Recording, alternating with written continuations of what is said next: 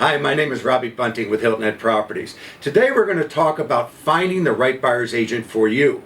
Now, it's not as easy as it looks. I mean, typically when a buyer calls in about a property, they match themselves up with the agent that answers the phone. And sometimes that's the listing agent, sometimes it's not the right agent that's going to work for you, but whoever answers the phone is the one you're going to start talking to and possibly start working with.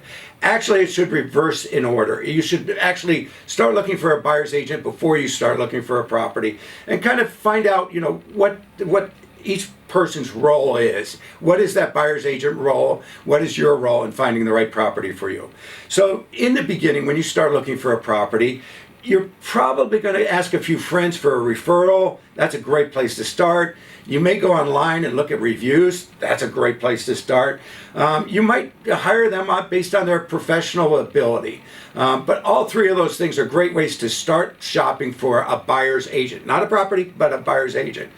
In August of 2024, things are going to change. Before an agent can actually send you any information on any property, they're going to ask you to sign a buyer agency agreement. Now, this agreement is pretty straightforward.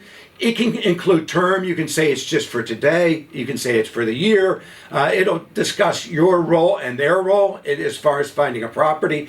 And so this agreement is very important, but it's going to be a requirement that we're all going to have to use going forward starting August 2024. And it really makes everything so transparent for the buyer. It's not guessing who he works for, how he or she is going to get paid. It's very transparent. So the first interview is actually going to be either by phone or in person. I prefer in person because, I get to know the buyer a little bit. I get to know what their goals are. We can see if we're compatible with each other as far as working together. And really, we are working together with the one goal in mind in finding the perfect property. So the interview process starts with questions. How long have you been in this business? Do you understand the vacation rental program?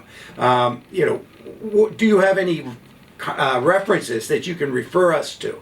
References are a great way to start. A good agent is going to have those references and they'll be able to share their professional ability with you.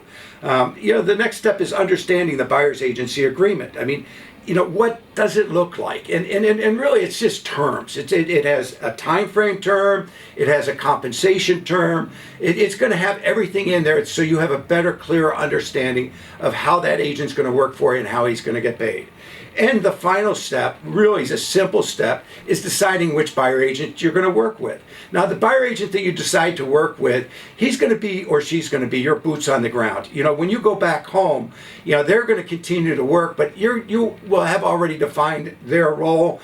Our next video is going to be about some of the vendors that the buyer's agent might suggest to you. They might have a local lender that you ought to talk to before you start shopping as well. So this buyer's agent is going to be your boots on the ground on Hilton Head Island and hopefully help you find the perfect vacation home. Thank you very much.